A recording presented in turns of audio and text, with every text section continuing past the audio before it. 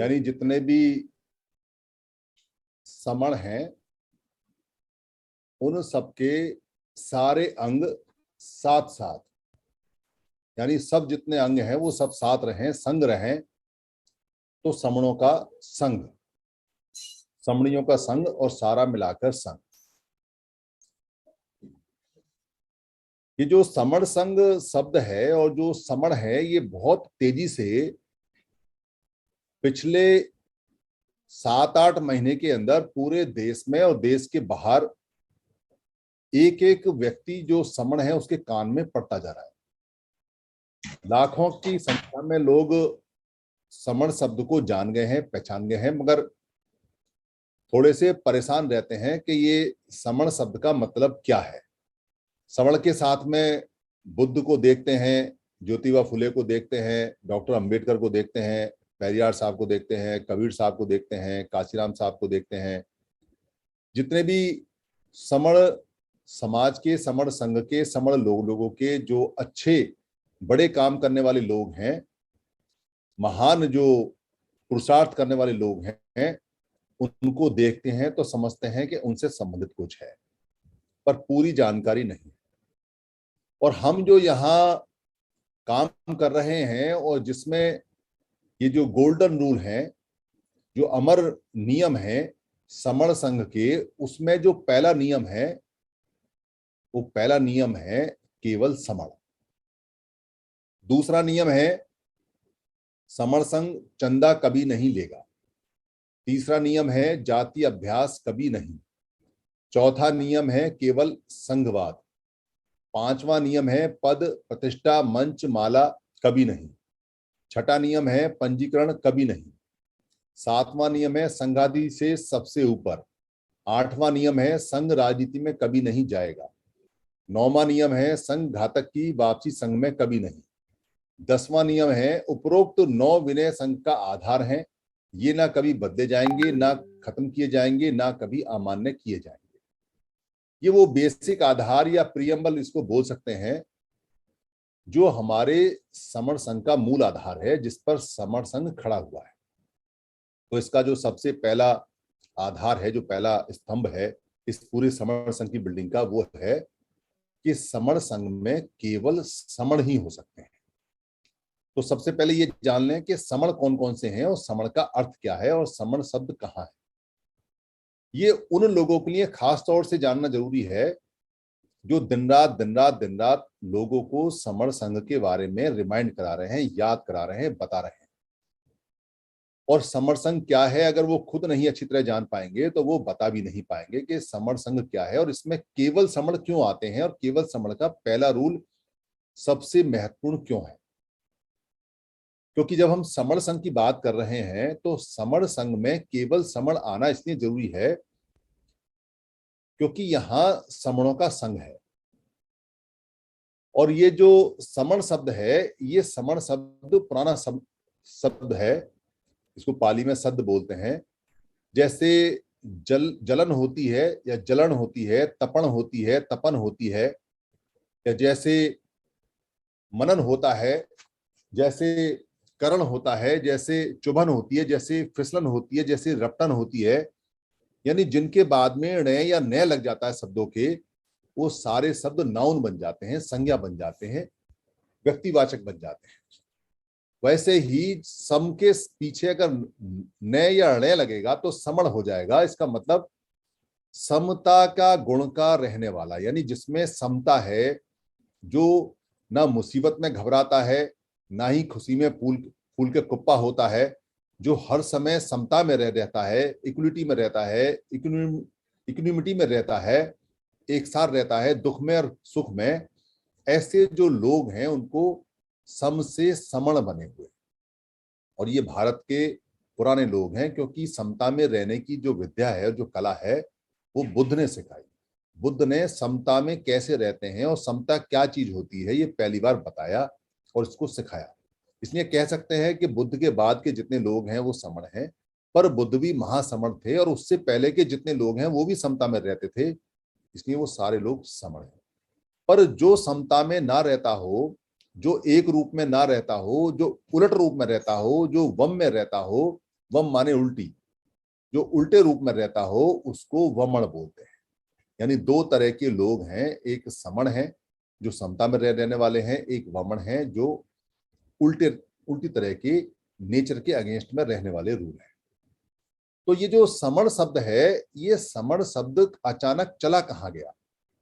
कोई भी शब्द अगर भारत का पुराना कहीं चला गया है तो जाहिर सी बात है कि वो शब्द जिन लोगों ने गायब किया है उनके लिए जहर का काम करता है, और जिनका शब्द गायब हुआ है उनके लिए वो अमृत का यानी अमृत का काम करता है। तो जो शब्द समण गायब हुआ है ये इतनी आसानी से गायब हो नहीं सकता, इसलिए कुछ शब्दों को जिनको बदल नहीं सके उनको उन्होंने मिक्स कर दिया, जिनको खत्म नहीं कर सके मिक्स करके बदल दिया।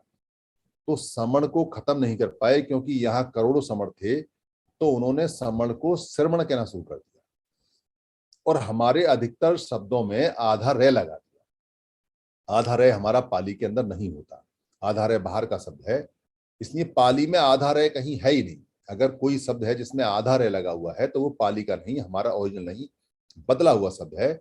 तो समण का जबरदस्ती में श्रवण कर दिया, और सम जो समता में रहने वाले लोग थे उसको श्रम करके उनको मेहनत करने वाला लोग बताने लगे, कहने लगे कि आप मेहनत करते हो, आप समण हो, आप श्रमण हो, आप मेहनत का सो, हम तो आपको श्रमण कहेंगे, श्रम करने वाला कहेंगे। समता में रहने वाले लोगों को मेहनत करने वाला लोग कहने लगे, और हमारे लोगों ने इसको अडॉप्ट करना शुरू कर दिया कि हम तो श्रम करने वाले लोग हैं। ये भूल गए कि हम समता में रहने वाले बुद्ध के जानकार, बुद्ध से पहले के जानकार हैं, जो दुख और सुख को एक साथ देखने वाले लोग हैं, मुसीबत को और खुशी को एक साथ देखने वाले लोग हैं, जो यश को और बदनामी को, नाम को और बदनाम को एक साथ देखने वाले लोग हैं, जो लाभ को और हानि को एक साथ देखने वाले लोग हैं। हम इन आठों चीजों से नहीं घबराते, ऐसे हम समता में रहने वाले लोग हैं, और हमको कह दिया कि हम श्रम करने वाले लोग हैं। और हमारे लोगों की जब जानकारी खत्म होने लगी तो उन्होंने ये मान लिया कि हम श्रम करने वाले लोग हैं। श्रेय शब्द पाली में नहीं है, हमारा नहीं है। अगर श्रेय जो बना हुआ है वो आधे शय से और आधे रे से मिलकर बना हुआ है। शय वाला शब्द या षटकोण वाला शब्द ये भी पाली का नहीं है, भारत का नहीं है, हमारा नहीं है, इसलिए श्री शब्द भी हमारा नहीं है।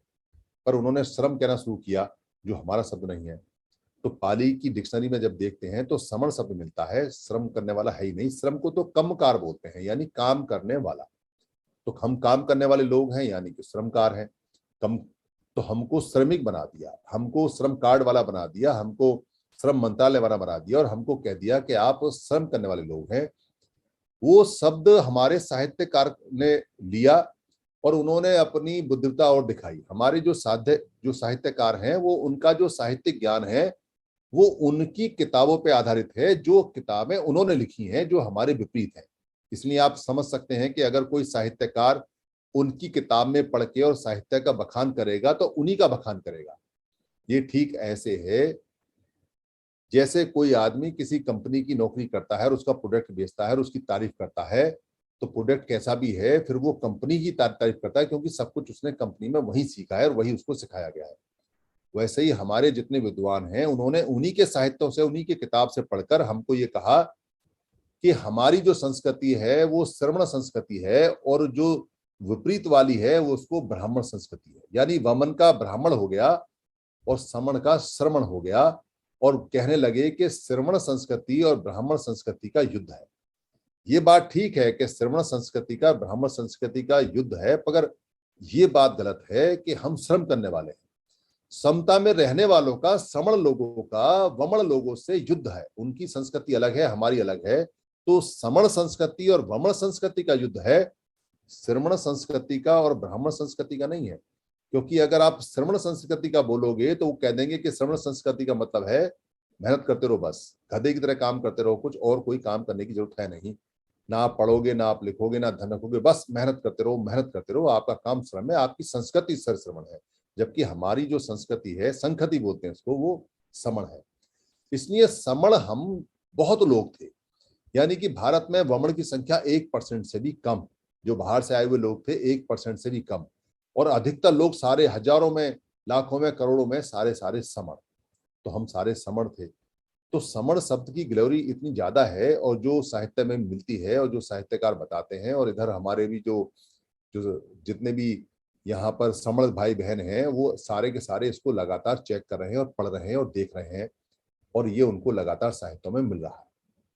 तो समण संघ उन्हीं लोगों का संघ है जो पहले राजा थे, जो पहले विद्वान थे, जो पहले बुद्ध के परिवार से थे, जो बुद्ध से पहले थे, जो बुद्ध बने, जो राजा अशोक थे, जो उनके सेनापति थे, जो सिपाही थे, जो जीवक जैसे जो महान चिकित्सक थे, फिजिशियन थे, और जो तक्षशिला यूनिवर्सिटी में हमारे डॉक्टर पढ़ाते थे, और जो सारे हमारे किसान थे, और सुदत्त जैसे जो व्यापारी थे, और बड़े बड़े इंजीनियर जिन्होंने सड़कें बनाई और जिन्होंने पूरा पूरा सिस्टम बनाया, और उद्योगपति सारे, और वो सारे के सारे समण लोग रहे हैं। इसलिए समण लोग किसी भी हालत में खाली श्रम करने वाले लोग नहीं हैं। वो राजा भी हैं, वो शासन प्रशासन चलाने वाले भी हैं, वो धर्म को जानकार भी हैं, वो दुनिया के विश्व गुरु भी हैं, वो दुनिया को सिखाने वाले भी हैं। समण संघ की या समण संस्कृति की या समण संस्कृति की जो जड़ें हैं पूरे भारत में शुरू से लेकर आखिर तक बहुत गहरी जमी हुई है, और वमन संस्कृति का तो कहीं अता पता ही नहीं है। साहित्य में भी नहीं मिलता, बुद्ध के साहित्य में भी नहीं मिलता, क्योंकि बुद्ध महासमण है। इसलिए यहाँ जो ये बात है कि यहाँ समण संघ के अंदर केवल समण ही हो सकता है इसका मेंबर, उसका खास कारण ये है कि वमन नहीं हो सकता। एक ये लिमिटेशन है। उसका रीजन ये है कि हम धम्म नहीं सिखा रहे हैं, क्योंकि बुद्ध ने तो यूनिवर्सल धम्म एक व्यक्ति को प्योरीफाई करने के लिए सिखाया। इसलिए जब वो बुद्ध बने तो बुद्ध के साथ में एक लिमिटेशन होती है कि बुद्ध किसी व्यक्ति में भेदभाव नहीं कर सकता, यानी कोई भी बुद्ध होगा उसके लिए सारी दुनिया के व्यक्ति बराबर होते हैं। बुद्ध जानवर में, व्यक्ति में, पेड़ में, पौधे में, किसी की भी तरह किसी को भी मना नहीं कर सकते, उनको सबको पढ़ाना ही होता है, वो तभी बुद्ध होते हैं। इसलिए बुद्ध ने जो धम्म दिया है वो सबको दिया है, वो बमण को भी दिया है और वो समण को भी दिया है। वो खुद समण थे पर उन्होंने सबको दिया है। इसलिए बुद्ध के धम्म के साहित्य में समण और वमन शब्द आते हैं। पर हमारी जो आइडेंटिटी है वो धम्मिक वाली नहीं है। हमारी जो पहचान है, क्योंकि सारे लोग धम्म को नहीं जानते, सारे लोग, क्योंकि हम सारे सारे समण हैं, तो हमारा संघ जो है वो आधारित है लोगों पर, लोगों की संख्या पर, वो धम्म पर नहीं। इसलिए बहुत सारे लोग कहते हैं कि समण संघ का मतलब है बुद्ध का धम्मिक संघ। ऐसा नहीं है। बुद्ध का धम्मिक संघ भिक्षुओं का संघ है, भिक्षुणियों का संघ है, उपासक और उपासिका जो धम्म सीखते हैं उनका है। पर जो बाकी समण है और सारे समण हैं उनका जो संघ है वो समण संघ है। इसमें भिक्षु भी आते हैं जो समण है, इसमें भिक्षुणी भी आती हैं जो समण है, इसमें उपासक उपासिका भी आती है जो समण है, और इसमें बाकी लोग भी आते हैं जो समण है। चाहे बेशक उनका धम्म बदल चुका है, चाहे उनका मत बदल चुका है, चाहे वो कबीरपंथी है, चाहे वो रविदास पंथी है, चाहे वो सतनामी है, चाहे वो गाडगे वाले हैं, चाहे वो जो गुरु दुर्बल नाथ है उनके हैं, वो किसी भी मत के हैं, अगर वो समण है तो वो सारे आते हैं। इसमें धम्म की लिमिटेशन नहीं है। अगर कोई धम्म को जानता है और बुद्ध को जानता है तो वो और ज्यादा अच्छा है, क्योंकि अगर वो जानता है तो अपने महासमण को बहुत नजदीक से पहचानता है। पर कोई दूर खड़ा है और बुद्ध को नहीं जानता है तो इसका मतलब ये नहीं है कि वो समण संघ का मेंबर नहीं। इसलिए केवल समण यहाँ हो सकता है, क्योंकि ये फिर समणों की संगति और समणों की सभा है, और समणों के लिए ही ये सारा बना हुआ है। तो इससे एक लिमिटेशन बन जाती है। तो जब आप जाओगे तो आपसे बार बार पूछा जाएगा समण का कौन कौन समण है, कौन कौन समण है, आप पहले ये बताओ। तो एक सेंटेंस में तो जवाब ये है कि भारत के जितने पुराने लोग हैं जो समता में रहने वाले थे वो सारे सारे समण हैं। समता में रहने वालों को समण बोलते हैं। बुद्ध भी महासमण है, पेरियार भी महासमण है, बाबा साहब महासमण है, ज्योतिबा फुले भी महासमण है। तो वो आपको खींच के लेके आएगा कि आप मेरे को ऐसे समझाओ कि SC ST OBC या माइनॉरिटी में इसमें समण कौन कौन से हैं। OBC सारे समण हैं, इसमें कोई डाउट नहीं। SC हैं वो सारे समण हैं, इसमें कोई डाउट नहीं। ST हैं सारे समण हैं, कोई डाउट नहीं। पर जो धर्म परिवर्तित लोग हैं उनमें सारे समण नहीं है, क्योंकि कुछ जो लोग हैं जो वमन हैं उन्होंने भी धर्म परिवर्तित करके वो क्रिश्चियन बने हैं, वो धर्म परिवर्तित करके उन्होंने इस्लाम अपनाया है, उन्होंने धर्म परिवर्तित करके वो सिख बने हैं, उन्होंने धर्म परिवर्तित करके वो बुद्ध के भी धर्म में गए हैं, और वो धर्म परिवर्तित करके जैन महासमण थे मगर उसमें भी वो आए हैं। इसलिए धर्म परिवर्तित लोग सारे समण नहीं है, ये ध्यान रखना। तो फिर किसी को बताने में दिक्कत आएगी तो उसको आसानी से कैसे बता सकते हैं। आप उसको आसानी से कह सकते हैं कि जो वमन नहीं है और भारत का मूल निवासी है वो समण है। यानी जो वमन नहीं है वो समण है। तो मोस्टली जो पहचान है वो पुरानी पहचान जो 85 और 15 की बताई है उसी पर आधारित है। बस इसका ध्यान रखना है कि जो धर्म परिवर्तित लोग हैं उनमें दो तरह के लोग हैं, एक समण लोगों ने धर्म परिवर्तित किया है और एक वमन लोगों ने किया है। वमन लोगों का जो कल्चर और जो संस्कृति है वो वमनों के हिसाब से ही है, बेशक चाहे वहां उन्होंने धर्म परिवर्तित किया है या नहीं किया है, और समणों की कल्चर समणों के हिसाब से है, बेशक उन्होंने धर्म परिवर्तित वहां किया है या नहीं किया है। इसलिए समण अगर कोई किसी और धर्म का है, किसी और पंथ का है, किसी और मजहब का है, तो समण है तो मेंबर है, और अगर समण नहीं है तो मेंबर नहीं है। ये ध्यान रखना, क्योंकि समण संघ केवल समणों के लिए है। तो सारे समण इसके जन्मजात मेंबर हैं। जितने भी समण दुनिया में हैं, चाहे वो माँ के पेट में बच्चा है, चाहे वो बूढ़ा मरने को तैयार है, चाहे वो जेल में है, चाहे वो डॉक्टर है, चाहे वो इंजीनियर है, चाहे वो मजदूर है, चाहे वो किसान है, चाहे वो टीचर है, चाहे वो सड़क पर भीख मांग रहा है, चाहे वो खेत में हल चला रहा है, वो जो भी व्यक्ति समण है वो सब इसके मेंबर होते हैं। मेंबर इसलिए होते हैं क्योंकि जो संघ है, ये समण संघ है, ये बुद्ध से भी पहले का बना हुआ है। बुद्ध ने नहीं बनाया, बुद्ध ने तो भिक्खु संघ बनाया, भिक्खुणी संघ बनाया, उनके नियम बनाए, और सुत्त पिटक में उपासक और उपासिका को उनके नियम दिए। उपासक का मतलब होता है जो बुद्ध के या भिक्खु के बराबर के आसन पर बैठकर शिक्षा लेता है, यानी कि जो उप आसन पर बैठकर धम्म को सीखता है। जैसे बुद्ध है या भिक्खु है या कोई भिक्खु आए हैं और वो उनसे कहे कि मुझे धम्म सीखना है, तो कोई अगर महिला धम्म सीखेगी उनके बराबर के आसन पर बैठकर, उप आसन पर बैठकर, तो उसको बोलेंगे उपासिका। यानी वो उसी समय तक उपासिका है जब तक वो धम्म सीखती है। और कोई अगर नर है और वो उप आसन पर बैठकर धम्म को सीखता है तो उसको बोलते हैं उपासक। तो जब तक धम्म सीखेंगे, जब तक उपासक उपासिका है, जब तक उनका संग है, पर अगर जब वो गृहस्थ में चले जाते हैं फिर वो समण है, फिर उपासक उपासिका नहीं है। इसलिए समणों की संख्या करोड़ों में है, उपासक उपासिका थोड़ी देर देर के लिए बनते हैं। भिक्खु और भिक्खुणी लगातार रहते हैं, जो जब तक चीवर पहनते तब तक रहते हैं, इसलिए उनके नियम अलग हैं। ये नियम जो बनाए हैं उपासक और उपासिका और भिक्खु और भिक्खुणी के, ये बुद्ध ने बनाए हैं। पर समण संघ के जो नियम है वो बुद्ध से पहले के हैं। वो इसलिए पहले के हैं क्योंकि बुद्ध जब बुद्ध नहीं थे और सिद्धार्थ गौतम थे और जब जवान थे, तो उनके जो उनका कबीला था, जो उनका कुल था, शाक्य वंश था, उसका कोलीय वंश से, कोलीय गणराज्य से शाक्य गणराज्य का, शाक्य गणराज्य संघ का कोलीय गणराज्य संघ से पानी के ऊपर, रोहिणी नदी के ऊपर झगड़ा हो गया। और उस झगड़े को निपटाने के लिए जो शाक्य गणराज्य संघ की जो मीटिंग बैठी, गणों की जो मीटिंग बैठी, संघ की जो मीटिंग बैठी, उसमें ये डिसाइड हुआ बहुमत से कि हम युद्ध लड़ेंगे। और उस युद्ध लड़ने को सिद्धार्थ गौतम जवान ने उस समय, जो सिद्धोधन के बेटे थे, उन्होंने मना कर दिया। तो संघ का आदेश नहीं माना, संघादिशेष नहीं माना। तो जब संघादिशेष नहीं मानते, संघ की आदेश नहीं मानते, संघ की घोषणा नहीं मानते, तो संघ पनिशमेंट देता है। तो संघ ने सजा दी उनको, और उस सजा के तहत में उनको शाक्य गणराज्य संघ से निकाला दिया गया। 3 सजाएं दी जो उन्होंने अपनी मर्जी से एक चुनी, गणराज्य संघ छोड़ने की। तो इसका मतलब संघ के नियम, गणराज्य संघ के नियम, गणों के नियम, संघों के नियम पहले से ही चले आ रहे हैं। वही नियम समण संघ ने अडॉप्ट किए हैं एक एक करके, एक एक करके, और वो नेचुरल है। यहाँ जो गोल्डन रूल बने हुए हैं ये 1 साल की मेहनत के बाद बने हैं। सारे जहां जितने भी लोग इकट्ठे होते हैं रोज 200, 250, 300, उन सब लोगों ने लगातार लगातार मेहनत की, और लगातार मेहनत करके लगातार बातचीत करते रहे। दिन में एक मीटिंग तो कम से कम होती है, 2-3 भी मीटिंग होती है, हाउस भी लगता है, यानी संघ भी बैठता है, असेंबली भी होती है, वहां बिल भी आते हैं, यानी प्रस्ताव भी आते हैं, वो पारित होते हैं, उन पर बहस भी होती है, जिरह भी होती है, तर्क होता है, उन पे डिबेट होती है, फिर वो पास होते हैं। उनसे ये नियम निकल के आए, जिसका सबसे पहला जो नियम है वो ये है कि हमारा जो ये समण संघ है केवल और केवल समण के लिए है। इसकी सभा में, इसकी संगति में, इसके किसी भी कार्यक्रम में वमन की कोई भी आवश्यकता नहीं है, और कभी वमन आएगा नहीं। इसलिए जब दिल्ली की संगति लगी, तो दिल्ली की संगति में जो जगह ली हमने वो बीएसपी के एक एमपी के लेटर से मिली। और एमपी उस समय आना चाहते थे, मगर एमपी को ये कहकर कह दिया कि आप समण नहीं है, इसलिए नहीं आ सकते।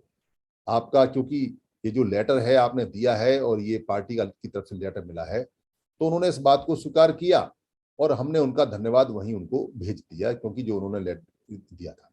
इसलिए ये भी ध्यान रखा जाता है कि समण संघ की मीटिंग में कोई धर्म परिवर्तित अगर वमन भी है तो वो भी ना नियम टूटता है। हमारा किसी से लड़ाई नहीं है, हमारी किसी से शत्रुता नहीं है, ना हमारी वमन से है, ना हमारा वमन से कोई मतलब है। हमारा सबके साथ में प्यार है, भाईचारा है, करुणा है, मैत्री है। हमारा कहीं कोई युद्ध नहीं है, हमारे वैचारिक अधिकारों की लड़ाई है। हमारी जमीन पर किसी से दो दो हाथ करने की लड़ाई या डंडा और भाला लेके लड़ाई नहीं है, तू मैं की लड़ाई नहीं है। हमारी लड़ाई संख्या बल के आधार पर है, जो हमारे संविधान, हमारे गणराज्य संघ के संविधान में निहित है। यानी सिर्फ हमको इकट्ठा होना है। अगर हम जितने ज्यादा इकट्ठे हो जाएंगे उतनी जल्दी हम अपने अधिकार ले लेंगे, संविधान हमें हमारे अधिकार दे देगा। वमनों की संख्या बहुत थोड़ी सी है। वमनों ने संघ बनाए हुए हैं और जो संघ बनाए हुए बड़े कामयाब हैं। वमनों की जो कामयाबी का राज है उनका संघ है, क्योंकि संघ में थोड़ी संख्या भी ज्यादा हो जाती है। और हम जो कामयाब नहीं हो पाए और जो हमारे सारे अधिकार चले गए, हमारी असफलता का जो राज है वो राज ये है कि हम संघ में नहीं है, हम संगठनों में है और 29 लाख टुकड़ों में बटे हुए हैं।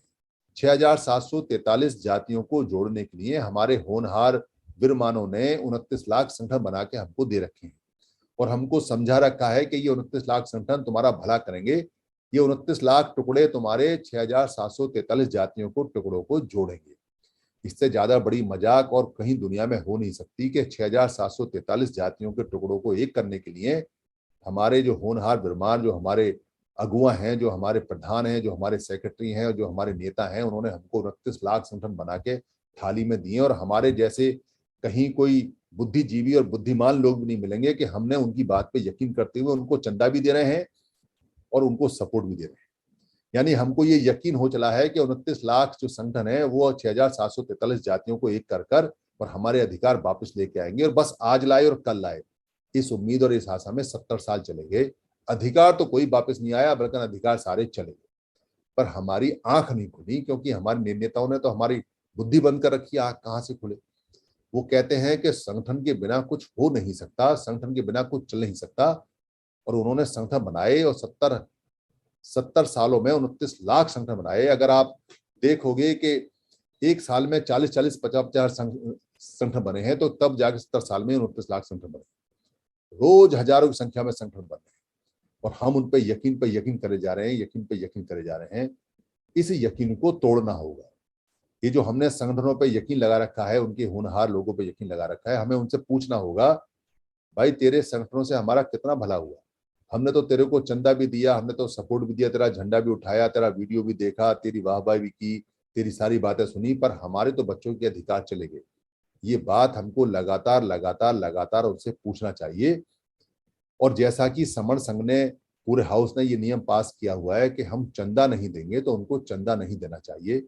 चंदा देंगे जब, इकट्ठे होके आएंगे तब, ये बात उनको बोल देनी चाहिए। और अब झंडा उठाएंगे जब, इकट्ठे होके आएंगे तब। और जो राजनीतिक पार्टी, उनको बोलना चाहिए कि वोट देंगे जब, इकट्ठे होके आओगे तब। और जितने भी सरकारी कर्मचारी, उनको बोलना चाहिए कि तुम्हारी जय जयकार करेंगे जब, इकट्ठे हो जाओगे तब। ये बात इसलिए बहुत जरूरी है और ये संघ यही काम कर रहा है कि जब तक हम इकट्ठे नहीं होंगे तब तक हम जीत नहीं सकते। क्योंकि संघ कहता है, संघ का वाक्य होता है संघे शक्ति, यानी संघ में शक्ति होती है। और इसको बदलकर हमारे जो काबिल लोग हैं उन्होंने कह दिया संगठन में शक्ति होती है। भाई संगठन में शक्ति नहीं होती। 29 लाख टुकड़े अलग अलग किसको शक्ति दोगे? उनमें जो शक्ति है वो एक दूसरे को ही खत्म करने में लगी हुई है। एक संगठन दूसरे के पीछे डंडा लेके दौड़ रहा है। हर एक संगठन ने अपने अपने कर्मचारियों को, अपने अपने जो भक्त है, अपने अपने जो कार्यकर्ता, उनको कह रखा है कि दूसरे संगठन में नहीं जाना है, दूसरे संगठन के पदाधिकारी से बात नहीं करनी है, तुमको सिर्फ अपने संगठन के लिए तुम्हें जीना है और अपने संगठन के लिए मरना है। ये बात हमारे लिए जहर के बराबर है, क्योंकि हमारे समाज के संगठनों ने लाखों टुकड़े कर दिए, ठीक ऐसे जैसे हमारे समाज के, हमारे संघ के जातियों ने 6,743 टुकड़े कर दिए। ठीक उसी पैटर्न पर हमारे 29 लाख टुकड़े, अब हमारे 29 लाख टुकड़े भी हैं और 6,743 जातियां भी हैं। तो 29 लाख 6,743 चीजों को हमें इकट्ठा करना है। कैसे करेंगे? बहुत कोशिश की, सारी कोशिश की, सारे संगठनों के हाथ पैर जोड़े, उनके नेताओं के हाथ पैर जोड़े, पर कोई टसमस होने को तैयार नहीं। कि जो पद का, पोस्ट का, प्रतिष्ठा का, मंच का, माला का, गले में गमछा पहनने का, हाथ में स्टैचू ले लेने का, टोपी लगाने का, फोटो खिंचवाने का, मुस्कुराने का, ये इतना बड़ा नशा है, इतना बड़ा नशा है। और उससे बड़ा है नशा है मंच पे भाषण देने का। मेरा भाषण हो जाए कैसे 2 मिनट का, 2 मिनट दे दो, 2 मिनट में पता नहीं कौन से समाज का कल्याण कर देगा। 2 मिनट दे दो। ये जो 2-2 मिनट वाला भाषण का है, ये इतने बुरे नशे हैं। इन नशों की वजह से उन्होंने को ये भूल गए कि हमारा समाज हमारी वजह से खत्म हो चुका है, और उनको नशे से बाहर निकलने की कहीं कोई जरूरत नहीं है। उनको पूरा मजा आ रहा है। पैसा उनको हर बार साल में पहुंच जाता है चंदे के नाम पे, और बाकी भाषण देख के और बीच की कुर्सी पे और प्रधानी और जनरल सेक्रेटरी का पूरा उनका मजा है। वो आराम से सोते हैं, उनके ईगो सेटिस्फाई है, उन्हें कोई लेना देना नहीं। तो देखते देखते देखते देखते हमारे सारे अधिकार, हमारे लगभग सारे अधिकार, कोई यहाँ 270 लोग बैठे हैं, कोई ये कह दे कि हमारे अधिकार बड़े हैं, कोई ये कह दे कि जो बाबा साहब अधिकार लाए थे वो सारे हमारे ऐसे कैसे हैं, कोई ये कह दे कि हमारे अधिकार भविष्य में बढ़ने वाले हैं इन सब की वजह से, तो समर संघ का ताला आज ही लग जाए। पर एक भी व्यक्ति ऐसा नहीं मिला जिसने ये कहा हो कि हमारे अधिकार बढ़े। एक व्यक्ति भी ऐसा नहीं मिला जिसने ये कहा हो कि बाबा साहब जो अधिकार लाए थे वो बच गए। एक व्यक्ति भी ऐसा नहीं मिला जिसने ये कहा हो कि बाबा साहब का कारवा वहीं ठहरा हुआ है जहां बाबा साहब ने लेके आए थे। एक व्यक्ति ऐसा नहीं मिला जिसने ये कहा हो कि बाबा साहब का कारवा 29 लाख संगठनों की वजह से आगे बढ़ा। कोई संगठन होगा, कोई राजनीतिक पार्टी होगी, कोई धर्म का संगठन होगा। बहुत लोग कहते हैं, बड़ा अपने आप को कहते हैं जी जागृति तो आई है। एक बहुत बड़ा अफसर, छोटे से कद का, वो किसी की चलने नहीं देता। तो मैंने उसको फोन करके पूछा, बाबूजी आप की संगति में कैसा है, समीक्षा कीजिए थोड़ा सा। हाँ बहुत बढ़िया है, पर जागृति तो हो रही है, ये वो। मैंने कहा बाबूजी जागृति कहाँ हो रही है, आप जागृति किसको मानते हो? आप बताओ, अगर जागृति हो रही है तो कम से कम जितने अधिकार है वो वहीं रुक जाते, तो जागृति माने ना। भाई कैसे जगे हुए लोग हैं कि तुम्हारी आंखों के सामने तुम्हारे अधिकार खिसक गए, तुम्हारे नीचे से निकल गए, तुम जगे हुए हो या जगने का नाटक कर रहे हो, या जग के तुम किसको बता रहे हो? मैंने कहा बाबूजी देखो जागृति तो आ रही है पर निगेटिव आ रही है। आप समझो जगे हुए तो है पर अधिकार जा रहे हैं। ये तमाशा भारत में ही है कि जगे हुए हैं और चोरी हो रही है आंखों के सामने से। रखवाली पूरी है, डंडा पूरा है, सारे काम पूरा है, पर माल चोरी हो रहा है आंखों के सामने से। ये तमाशा भारत में ही है और कहीं नहीं है। बाबूजी कैसी जागृति की बात कर रहे हो? हमें तो समझ में आती नहीं। हम तो देखो बहुत कम पढ़े लिखे हैं, आप तो बड़े पढ़े लिखे हो। क्या क्या क्या जवाब देते? कह रहे नहीं पढ़े लिखे से तो कोई मतलब नहीं। नहीं बाबूजी पढ़े लिखे से मतलब है, आप तो बहुत बड़े ज्ञानी हो, समीक्षा के लिए आए आपके पास में, करो समीक्षा हमारी। तो भाई समीक्षा करने वाले भी छोड़ छोड़ के भागे। सवाल तो करो, आप पूछो तो सही उनसे कि भाई ये जो आप अलग अलग लोगों को ये कहते हो कि संगठन होने चाहिए, संगठन का काम है, संगठन होने चाहिए, भाई क्या काम है? हम तो तैयार हैं 70 साल से। पर अब हमारी मान लो थोड़ी सी, थोड़े समय के लिए इन संगठनों से बोलो कि भाई संगठनों को बंद कर दो, साल के लिए, 2 साल के लिए, 3 साल के लिए, 4 साल के लिए, फिर खोल लेना। कौन सी आफत आ रही है? जब कोविड में 2 साल बंद हो गए तो 2-4 साल और बंद कर दो और इकट्ठे हो जाओ। और अभी चंदा वंदा लेना बंद कर दो, इकट्ठे हो जाओ। अभी ये जात बिरादरी छोड़ो, इकट्ठे हो जाओ। अभी ये धम बम का ड्रामा छोड़ो, इकट्ठे हो जाओ। अभी ये जो तुम सारा सारा नाटक कर रहे हो सरकारी कर्मचारी और हा हुआ, ये जो लड़के जो ये जो लगातार लगातार कह रहे हैं कि हम ये करेंगे वो करेंगे, ये सब चीजें बंद करो। अभी हमारा काम है इकट्ठा होने का। इकट्ठा होंगे तो हम बच जाएंगे। जो कौमें इकट्ठा होती हैं वो कभी नहीं मरती, और जो कौमें इकट्ठा नहीं रहती हैं वो रोज मरती हैं। ये प्राकृतिक सिद्धांत है। जो जंगल में अकेला चलता रहेगा वो कभी ना कभी मारा जाएगा, और जो संगठन में रहेंगे वो हमेशा मारेंगे, वो हमेशा शिकार करेंगे। ये नियम है प्रकृति का। झुंड में से जो अलग होता है, शिकारी उसी का शिकार करते हैं, झुंड का कभी शिकार नहीं करते। क्योंकि झुंड अगर जानवरों का है और वो पलट गया और उसने दौड़ भी लगा दी तो शिकारी को पैरों से रौंद देगा। इसलिए जो शिकारी होता है वो पहले झुंड में से किसी एक को अलग करता है, फिर उसको मारता है, झुंड को नहीं मारता कभी। तो संघ पे कोई हमला नहीं करता, बल्कि संघ हमला करता है। संघ शिकारी हो जाता है, संघ कभी शिकार नहीं बनता। अगर आप सब इकट्ठे हो जाते हो और इकट्ठा करने में लोगों को कामयाब हो जाते हो तो आप देखोगे कि जैसे जैसे आप इकट्ठे होते जाओगे वैसे वैसे आपकी एट्रोसिटीज, आपकी प्रताड़ना खत्म होती चली जाएंगी। फिर आपको SC ST एट्रोसिटीज एक्ट की जरूरत ही नहीं पड़ेगी, कहीं किसी को FIR लिखाने की जरूरत नहीं पड़ेगी। फिर तो आपके अगेंस्ट में लोग FIR लिखाएंगे, फलाने का बच्चा आया मेरे कान पे चाटा मार के चला गया। आपके संग होगा तो आपके बच्चों को कुछ नहीं कह सकता। फलाने का आदमी आया मेरी मूछ काट के चला गया, फलाने का आदमी आया मेरे बाल काट के चला गया, फलाने लोग आए उन्होंने मुझे क्या बोलते हैं ऐसे किया और वैसे किया। फिर आपकी आपकी लिखी जाएंगी FIR। जो संघ में होते हैं वो FIR उनके अगेंस्ट में लिखी जाती हैं, क्योंकि वो शिकारी होते हैं, और जो अलग अलग होते हैं वो शिकार होते हैं। ये सब बातें, सारी बातें प्राकृतिक और सब जानते हैं। पर रोड़ा कहाँ है, दिक्कत कहाँ आ रही है? दिक्कत आ रही है हम जगे हुए नहीं हैं, हम जगने का नाटक कर रहे हैं। हम इतने ज्यादा दयालु बने हुए हैं कि अगर कठोर बोल देते हैं तो उससे भी दिक्कत होती है कि हमारे संगठनों को, हमारे नेताओं को इतनी कठोर भाषा क्यों इस्तेमाल कर दी। अरे भाई, बच्चे मरने वाले हैं, अगर कठोर भाषा भी उनके कान में नहीं जाती है तो डंडे उठाने पड़ेंगे। भाषा कठोर से कुछ नहीं होने वाला है, क्योंकि अगर बच्चे नहीं बचाने तो फिर तो बच्चों को मरने तो कोई दिक्कत नहीं है, पर अगर बच्चे बचाने तो कठोर होना पड़ेगा, भाषा कठोर करनी पड़ेगी और उनको डंडे उठा के सुटना भी पड़ेगा। बिना इसके बात नहीं बनेगी, क्योंकि खुद मैदान में उतरना पड़ेगा अगर बच्चों का अस्तित्व बचाना है तो। और नहीं बचाना है तो बच्चे 10 15 20 साल में खत्म हो जाए। जो 2 4 पैसे आपने नौकरी से कमाए हैं वो नौकरी जाते ही खत्म हो जाएगी। पेंशन आपके मरने के बाद खत्म हो जाएगी या अभी कम होने वाली है। जो घर मकान आपने बनाया है, अब सारी सारी चीजें खत्म है। नौकरी आपको मिलेगी नहीं, व्यापार आप है नहीं आपके पास में, बाहर आप जा नहीं सकते, कहीं और कोई खेती किसानी आपको होगी नहीं, मजदूरियां खत्म होने वाली हैं। मिलेगी तो इतनी मिलेगी कि आपको बनियान फटा हुआ आपके शरीर पे आए। पढ़ाई लिखाई तो बहुत दूर की बात है। बच्चों को आप पढ़ाओगे पढ़ाओगे, पढ़ाई सारी प्राइवेट हो गई है, प्राइवेट लाखों में होती है, करोड़ों में होने वाली है, कुछ करोड़ों में हो भी गई है। आप अपना मकान बेच के बच्चे को पढ़ाओगे तो बच्चा नौकरी कहाँ करेगा?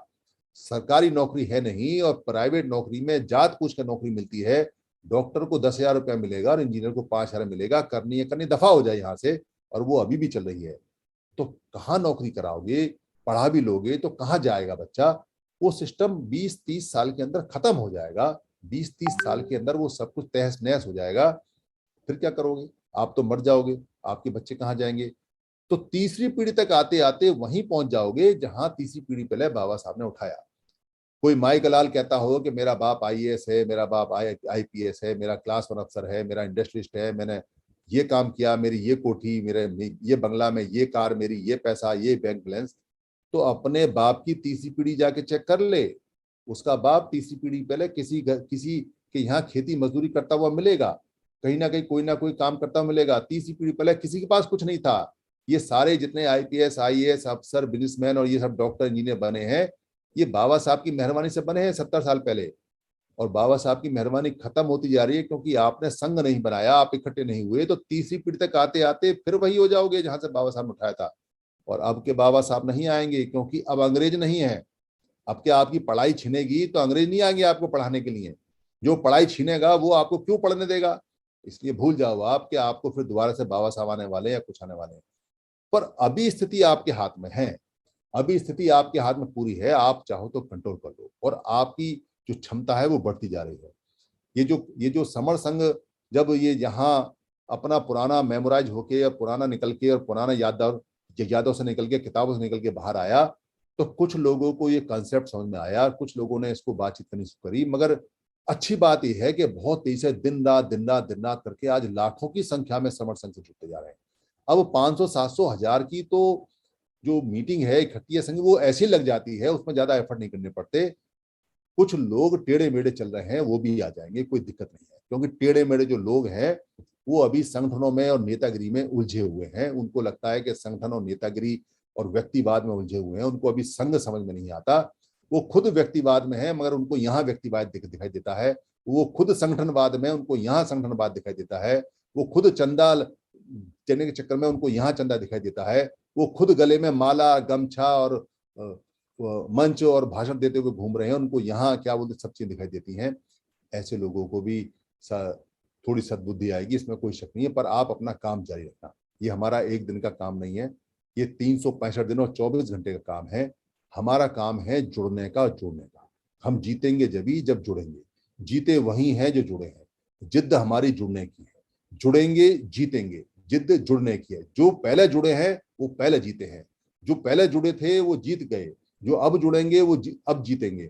जहां जहां जुड़ेंगे वहां वहां जीतेंगे, जब जब जुड़ेंगे तब तब जीतेंगे। अगर 1 महीने में जुड़ेंगे तो 1 महीने में जीत जाएंगे, और अगर 1 साल में जुड़ेंगे तो 1 साल में जीत जाएंगे, और अगर 100 साल में जुड़ेंगे तो 100 साल तक खत्म हो जाएंगे, फिर जुड़ने लायक बचेंगे नहीं। क्योंकि अगले 30 साल तक तो आप जुड़ने के लायक नहीं बचोगे। आप रोटी कमाओगे, भीख मांगोगे, मजदूरी करोगे, या जुड़ने के लिए पोर्टल पे आओगे। आपके पास तो पोर्टल पे आने जाने के लिए ना लैपटॉप होगा, ना मोबाइल होगा, ना पैसा होगा, और ना ही आपको असेस मिलेगा इसका। यानी कि आपको इंटरनेट मिलेगा भी नहीं। आप पैसा भी खर्च करोगे तो आपकी जाति देख के आपको कहा जाएगा, अरे तुझे क्या करना इंटरनेट का, तुझे तो खेत में काम करना, मजदूरी का, तू कौन सा इंटरनेट से खेत जोतेगा, जा कसला ले और जाके कर, तुझे कोई इंटरनेट की जरूरत नहीं है। ये हालत आएगी हमारे पढ़े लिखे लोगों की भी। आपको अभी समझ में नहीं आ रहा है, अगर आंख उठा के देखोगे तो भविष्य सामने दिखाई दे रहा है।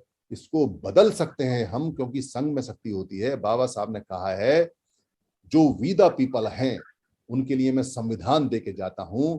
जो इकट्ठे हो जाएंगे संविधान अधिकार उनके घर पहुंचा देगा, और जो इकट्ठे नहीं होंगे उनके घर, उनके बर्बाद हो जाएंगे, वो लोग बर्बाद हो जाएंगे। कुछ नहीं करना है, 1 रुपया खर्च नहीं करना है, कोई संघर्ष नहीं करना है, कुछ नहीं करना है, सिर्फ संघे शक्ति कहना है और संघं नमामि कहना है। सुबह उठते ही कहना है संघं नमामि, संघ को नमन करता हूँ। दोपहर को 2 बजे रोटी खाने के बाद कहना है संघं नमामि, संघ को नमन करता हूँ। और सोने से पहले कहना है संघं नमामि, संघ को नमन करता हूँ। और जब भी संघ की कॉल आए दौड़े दौड़े चले आना, बिना सोचे सोचे। और इसमें दिन रात बिना पूछे लोगों को जोड़ना है, जुड़ना है, जुड़ना है, जुड़ना है। आज का जो ये कंसेप्ट है, ये पहला गोल्डन जो नियम है उसका कंसेप्ट है, जिसमें केवल श्रमण क्यों है। फिर 1-2 दिन बाद जो कंसेप्ट आएगा वो दूसरे नंबर का आएगा, जो चंदा कभी नहीं, यानी समर्थन चंदा कभी नहीं लेता, उसका क्या है। ये जो कंसेप्ट है लगातार लोगों को बताना है। जितनी जल्दी हम बताते जाएंगे उतनी जल्दी हम लोगों को जोड़ते जाएंगे, और जितनी जल्दी जोड़ते जाएंगे उतनी जल्दी हम जीते जी बच जाएंगे। अपनी आंखों के सामने बच्चों को बचाने की गारंटी देके जाएंगे, अदरवाइज हम मारे जाएंगे। धन्यवाद। संघम नमः।